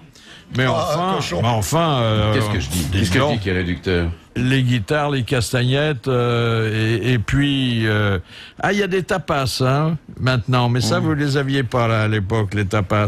Je crois que c'était surtout des mots d'ici qui étaient... oui, qui étaient espagnolisés. Adios Paris et les Jouginas. On ne peut pas dire que ce soit l'espagnol. Non, c'était une espagnolade. Hein, voilà. C'est comme le latin de cuisine, c'est pareil. C'est ça, c'est Il y avait une pub qui disait on dit pas boitas de vitessas pour les cours de langue, je sais plus. Oui, on mettait des as partout et des os partout. Ouais, c'est ça. Oui, c'est vrai. Dites donc, à la fin de Talley 60, là, il y a un appel aux retraités, hein? Oui. Mais il y a quand même des avantages à avoir... Pense aussi à la Sécu, tu vas pouvoir poser ton cul. 160 trimestres, t'as trimé. T'es sur le sable, arrête de ramer. Pose ta faucille, pose ton marteau. Basta le métro, boulot dodo. Si la vie est un gâteau, dis-toi que tu vas bouffer la cerise. Ah, quand même, à la fin, il y a une lueur d'espoir. Ah oui, c'est pas vrai. Ah oui. Ça y est, on peut enfin faire ce qu'on a envie de faire. C'est vrai, magnifique. c'est vrai. Sauf qu'on peut plus y arriver des fois. C'est là qu'intervient si tu ne veux pas payer d'impôts. Vends ton banjo, vends ton piano, vends tes claquettes. Bravo, Laurence. Quelle culture. Vous vous souvenez de votre recette chantée du chou farci? Oh, admirable. Comment ne pas s'en souvenir? Moi, j'adore ça. Dès que je peux placer des paroles qui ne vont pas du tout avec la musique, je suis très heureux. Je remercie Perroni qui m'a fait passer une copie d'un duo qu'on avait fait avec Eddie Mitchell. Avec Eddie. Eddie adorait cette chanson et effectivement, on l'a chantée avec lui. Moi, j'adore ça. Quand on prend une belle mélodie et qu'on balance dessus une recette de cuisine, ça donne un très joli résultat. Tu aurais pu chanter le bottin. J'aurais pu. Mais il y avait une très belle chose aussi d'après Bach, les nouilles. Ah oui. Ah, les nouilles. Oui, ça c'est notre côté musique classique chez les Charlots. Il y avait ce côté très fort. C'était gamme, oui. Mais la recette du chou farci, on aurait pu la faire et ça aurait été mangeable. C'est la recette. C'est la recette. Elle y est. Ah oui. Ah oui. Il faudrait que je me rappelle bien les paroles, mais je ne peux pas le... Il y a une farce au milieu. Dans une grande cocotte, sur un lit de lard gras, nous mouillerons des carottes et des tomates premier choix. Nous achèterons et nous mouillerons du chou à mi-hauteur dans du bouillon. Et nous ferons cuire à feu doux en surveillant bien la cuisson de notre chou farci. Du chou farci comme nous deux on l'aime. C'était beau en plus. Mais c'est joli. La mélodie était belle. Hein. Et en plus... On chantait ça en entrée, en entrée de scène, et on se changeait parce qu'on se trompait de pantalon, comme on n'a pas la même taille. Évidemment, on avait mis les costards de l'un et de l'autre, et en chantant ça, on se déshabillait, on se redonnait nos vraies fringues. On était à poil sur scène en train de se rhabiller. Grâce à lui, on gratifie toutes les Paulettes d'être les reines des paupiettes. Gérard Rinaldi, des Charlots, était l'invité d'honneur de Philippe Bouvard pour la sortie du CD Les Charlots 2008. C'était le 14 mars dernier. Une première citation envoyée par Monsieur Girondet, qui a dit « Je me promène toujours la braguette ouverte, des fois qu'il faudrait que je compte jusqu'à 11. » Frédéric Dard? Non. Oh. C'est drôle, ça vous a pas fait rire? Non, ça fait vraiment pas rire. Des fois que je compterais jusqu'à 11, oui, les 10 doigts ne suffisent pas, il en faut un 11e. Alors, il est mort. Oui, mais d'autres choses. Coluche. Oui, c'est Coluche. Bonne réponse de Laurence. Wow. Ça me fait pas rire. C'est pas marrant, c'est pas évident. C'est pas très drôle. On avait esprit vraiment Vislar, mais alors là... moi j'ai réagi. Ah oui, oui. C'est-à-dire qu'il... Peut-être que j'ai l'esprit plus mal tourné. Non, parce que vous baladez souvent la braguette. Question de Madame Podiez. Question de QI. Nous, on compte bien au-delà de 12. Vous connaissez l'histoire du gars qui rentre chez le Toubib? Et le Toubib lui dit... Arrêtez-vous, je sais ce qui vous amène. Vous faites du diabète et vous êtes distrait. Oh ça, docteur, comment vous le savez? Votre braguette est ouverte et il y a 2 abeilles qui tournent autour. C'est charmant. C'est chic. Oui, mais c'est joli. C'est joli. C'est printanier. Ah, vous savez pas, Laurence, le plaisir dont vous vous privez en n'ayant pas de braguette. Ah oui. Excusez-moi. Question de Madame Potiez d'Aubergenville qui a dit « Parfois, lorsque je suis en avion au-dessus des Alpes, je me dis « Ça ressemble à toute la cocaïne que j'ai sniffée. » Elton John. Ouais. Bonne réponse de Laurence Boccolini. Mais comment elle sait ça, Laurence? Mais j'étais à bonne école, j'étais élevée par les Charlots, moi.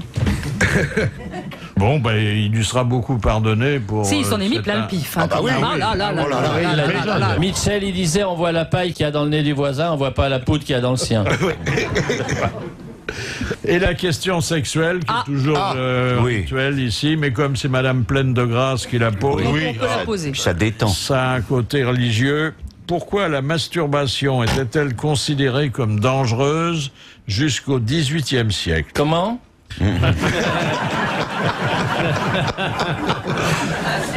Dangereuse. Parce qu'elle rendait sourd, non? Non.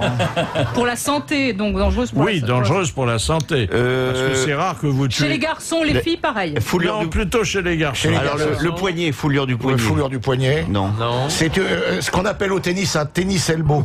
Non, on pensait que ça rendait stérile. Vous avez fait une très belle chanson à propos de... Oh là là là là. T'as dit une petite Branlette, c'est le pied à portée de la main. Voilà. Ah, vous aviez aussi touché à ça, moi j'ai Non, l'intégrale. je vais remettre les choses en place. Vas-y. Nous avons essayé de renouveler le stock des chansons paillardes. Ça faisait quand même un siècle qu'on chantait les mêmes. On se disait dans la voiture, pourquoi on entend toujours Jeanneton, prend sa Et on s'est dit, on va essayer de renouveler le stock. On a donc écrit 6 ou 7 chansons, caractère violent, dans le vocabulaire. Et effectivement, il y avait une de ces chansons qui s'appelait La Petite Branlette. Je dois dire que quand j'ai été à la SACEM pour déposer les titres, j'ai eu un petit moment de gêne. Avec un masque, avec un loup. Faut mieux les envoyer par la poste. Et d'ailleurs, à titre posthume, on a fait une chanson avec Georges Brassens, une chanson country music d'ailleurs, avec Brassens, ça c'est le Grand Vicaire, ça s'appelle, car quand on a demandé l'autorisation au patron d'Universal à l'époque, dans les Charlots, public familial, de faire un disque X, quand même, il fait, mais Brassens, quand il finissait ses repas, il y allait de bon cœur à chaque fois, et j'ai ses textes. Oui, mais nous, on fait sur nos musiques. Mais je suis son ayant droit, vous pouvez donc adapter vos musiques sur un texte de Brassens. Et il nous a donné des textes de Brassens, je les ai perdus dans mes déménagements, mais je vous jure que c'était copieux. On a quand même fait le Grand Vicaire de santé précaire, n'a jamais voulu la branler, etc. Alors tout ça ne nous donne pas la réponse à la question. Avec la stérilité. Est-ce que c'est religieux? Est-ce que c'est parce que non, c'est médical. Enfin, c'était médical à l'époque. Parce qu'on avait peur que ça ça attire des bêtes. Mais non. Que ça rende impuissant. À la reproduction, le Qu'on mâle. soit complètement vidé, qu'on n'en ait plus après. Oui. Non, c'était plus grave que ça parce qu'on pensait. Ça rendait idiot. Non, non. On pensait quoi? Qu'on pouvait devenir manchot. Non. Mais non. Non. On pensait que ça pouvait entraîner la mort. Ah bon? Avec un arrêt cardiaque? Que c'était le suc vital qui s'en allait. On pensait qu'avec le sperme, le sang allait couler. Voilà. Bonne réponse de Jean-Jacques Perroni. Bravo Jean-Jacques. Moi, quelqu'un me demandait.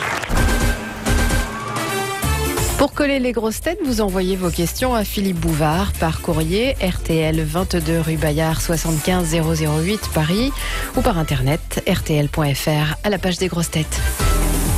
Dites donc, soit érotique, c'était encore un coup de pied de l'âne à la paysannerie. Vous vous souvenez Oui, bien sûr que je m'en souviens.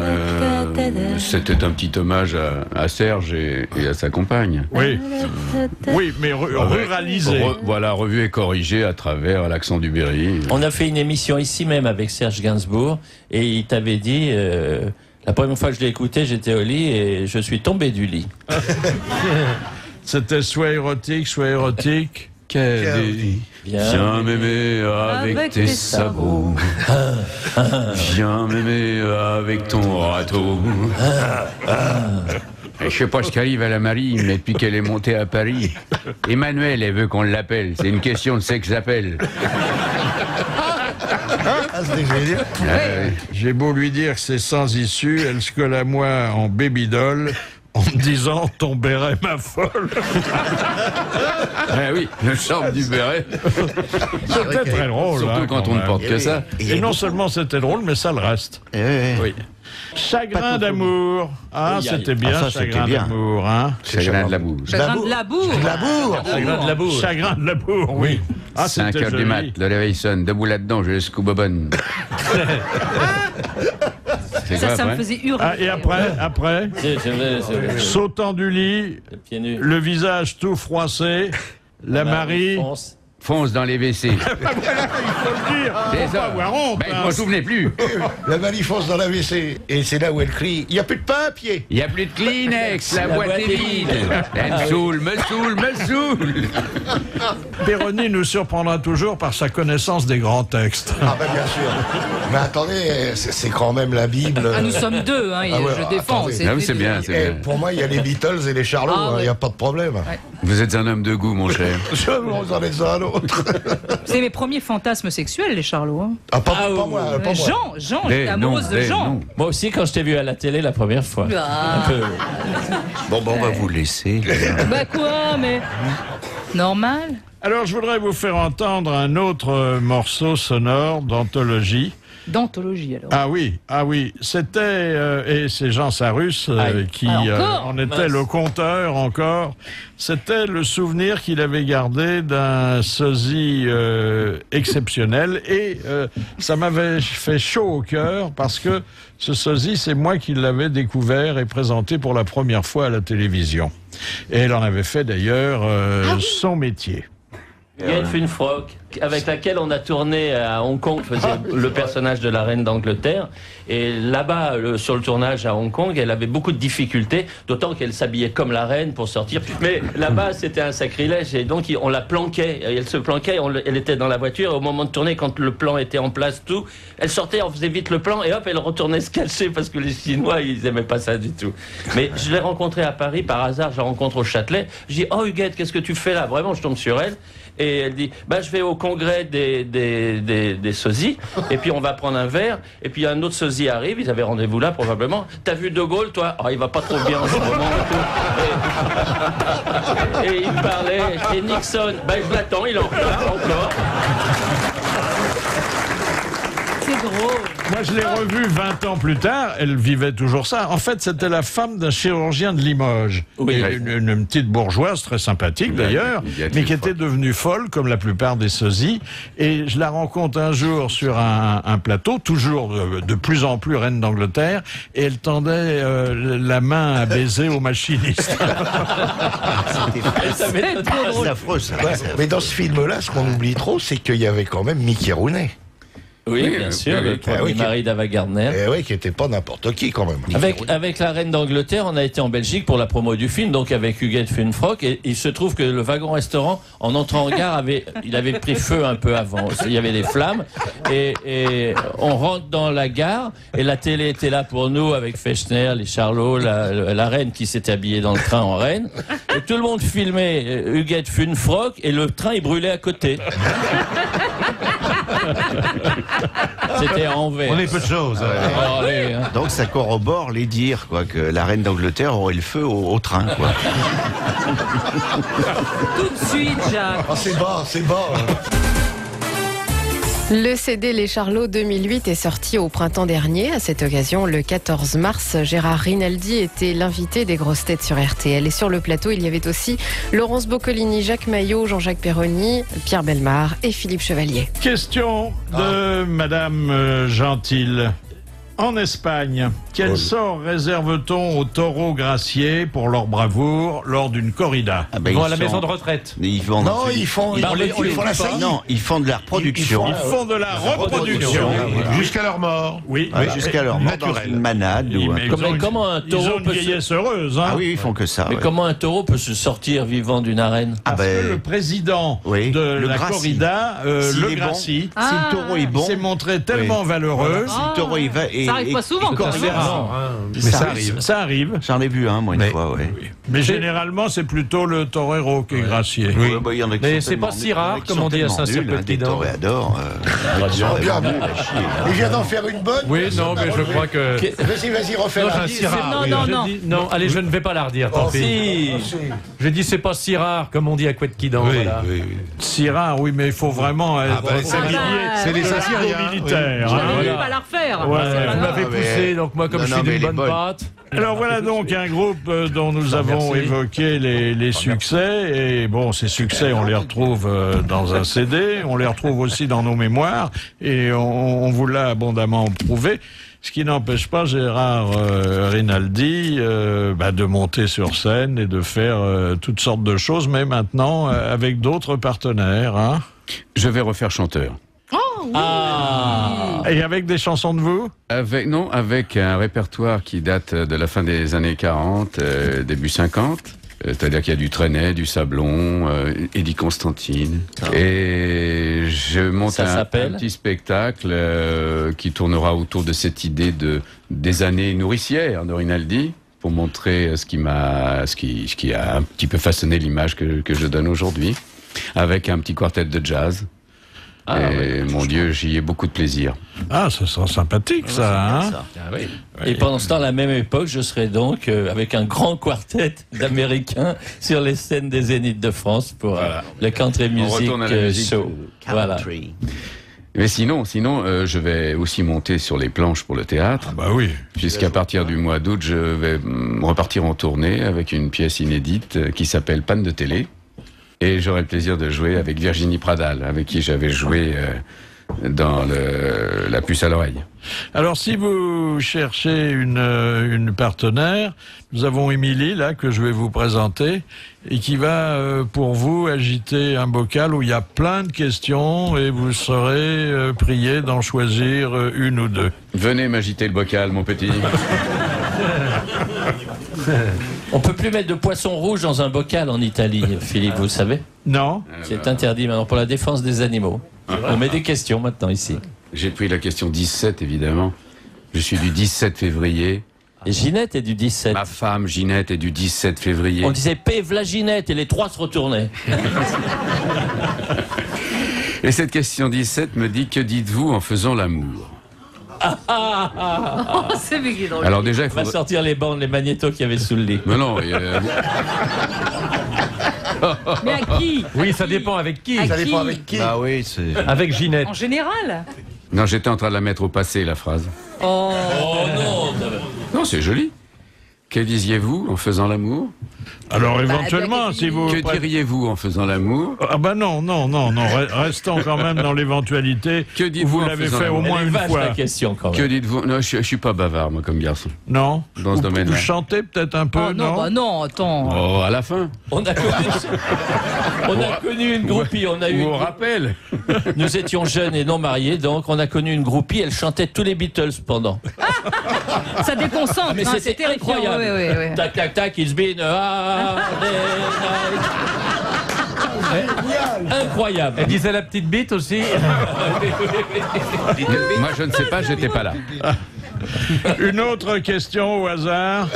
Au hasard? Oui, pour nos auditeurs, il y en a que 2 dans le bocal. On va pas les abuser plus longtemps. Ne dévoile pas tout. Quelle est la question la plus idiote qu'on vous ait posée en dehors d'ici? En dehors d'ici? Oui, parce qu'autrement vous pourriez dire c'est la précédente. Oui, vous êtes prudent. On couvre un large spectre. Moi, j'ai la question la plus idiote t'en as une, toi? Oh oui, qu'on t'a posée aussi.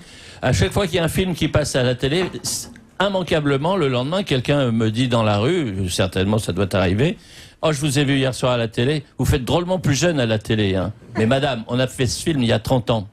Ça fait rien. Vous faites plus jeune à la télé.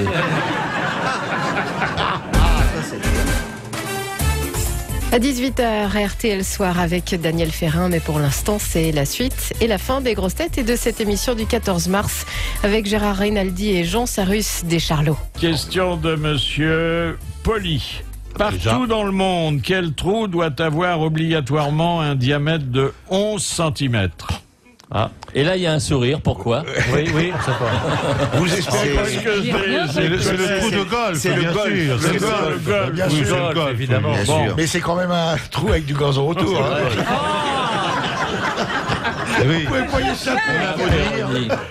La bonne réponse est venue de Pierre Bellemare et le commentaire de Douteux Perronnier.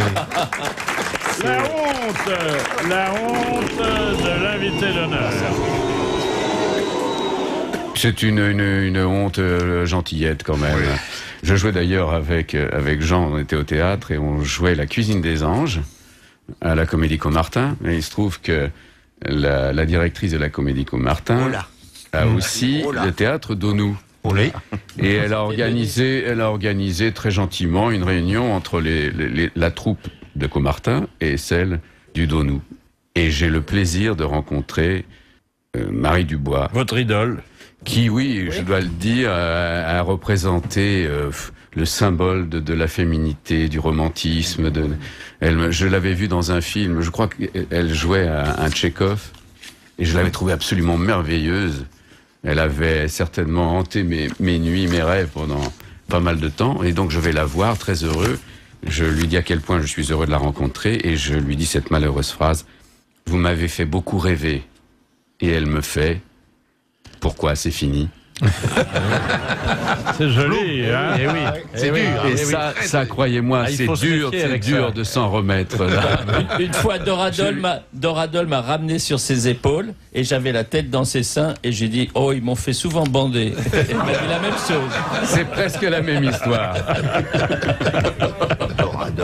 Oui, il faut jamais parler des bons moments au passé. Hein. Je l'ai revu un peu plus tard. Je l'ai retrouvé sur un film de Francis Giraud qui s'appelait Descente aux enfers avec Sophie Marceau et Brasseur. Et nous faisions partie tous les deux de la distribution. Et je lui ai rappelé cette petite anecdote et elle m'a fait « C'est pas possible, j'ai pas été aussi méchante que ça. » Dernière citation envoyée par Monsieur Borin de Bougival qui a dit « Tout penseur avare de ses pensées est un penseur de radin. » c'est Pierre Dac. C'est Pierre Dac. Bonne réponse de Péroni. C'est à Philippe Chevalier que va revenir la responsabilité de raconter l'histoire du jour, sachant qu'elle a été envoyée par Monsieur Lejeune de Baudencourt. Elle est très belle. Elle va être ça, c'est le bonbon du soir. Écoutez bien. C'est la cerise sur le gâteau. Très, très drôle. En plein hiver, un couple d'amoureux qui roulait en voiture subit les affres, vous voyez, c'est quand même bien écrit, d'une crevaison. Il fait moins 15 dehors, il y a de la neige partout. Le gars, donc le chauffeur, descend et se met au boulot. Mais pas de chance pour lui, il n'a pas de gants, ce qui fait qu'à peine il a dévissé 2 des écrous de la roue, il est obligé de rentrer dans la voiture pour se réchauffer. Le voyant rentrer avec ses mains bleuies par le froid, sa copine lui dit « Mets tes mains entre mes jambes, ça les réchauffera très vite. » Ce que fait donc le gars, et 10 minutes plus tard, il est à nouveau dehors. Mais après avoir retiré les 2 derniers écrous, il rentre à nouveau pour se faire réchauffer les mains, toujours de la même façon. Ça se représente encore une nouvelle fois, le temps de remonter la roue de secours, puis le gars remonte en voiture, la roue étant remplacée, et la voiture prête à repartir. Au moment où il met la clé de contact, la copine lui dit « T'aurais pas froid aux oreilles par hasard ?»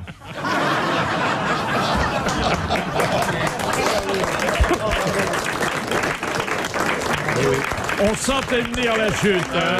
On sentait venir. Elle est merveilleusement amenée. Elle est très bien écrite. Infini. Soyez-en remerciés, Philippe Chevalier. Et puis je remercie à la fois notre invité d'honneur, Gérard Rinaldi, et celui qui a été l'invité surprise, puisqu'on ne l'attendait pas, mais qu'on lui a ouvert les bras avec plaisir, Jean Sarus. Et je vous renvoie vers les Charlots 2008 qui vous rappelleront de bons souvenirs. Mais j'en parle pas au passé, puisque nous, ça nous fait toujours autant rire. Merci, bravo, à demain.